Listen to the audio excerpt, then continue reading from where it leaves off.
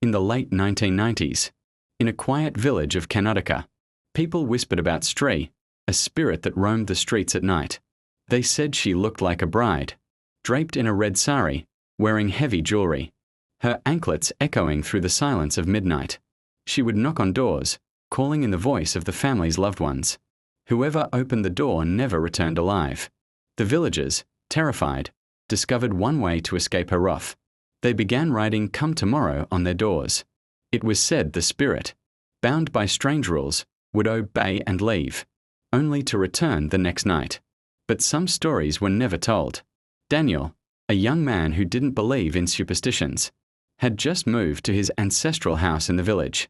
His parents warned him about the spirit, but he laughed it off. "Ghosts can't read words on a wall," he mocked. He never wrote "Come tomorrow" on his door. That night, as the clock struck midnight, he heard a gentle knock. Then a familiar voice. "Daniel, open the door. It's me, your mother." Startled, he froze. His mother was visiting relatives in another town. His heart pounded as the knocking grew louder. The voice softened, pleading, "Please, son, I am cold. Let me in." Daniel whispered to himself, "It's just my imagination."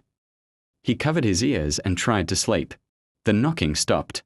Silence returned. At dawn, he felt relieved. But when he opened his door, something strange caught his eye. Faint footprints, smeared with ash, led away from his house.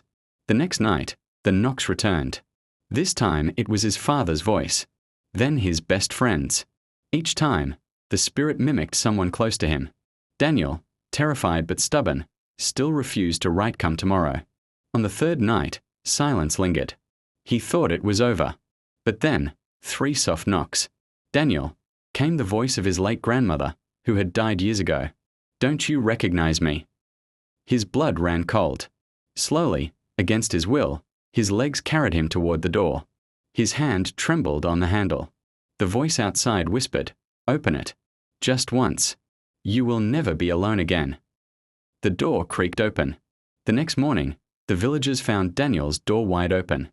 Inside, there was no sign of him, only strands of long black hair scattered across the floor, and the words "Come tomorrow" scratched into the walls with bloody fingers.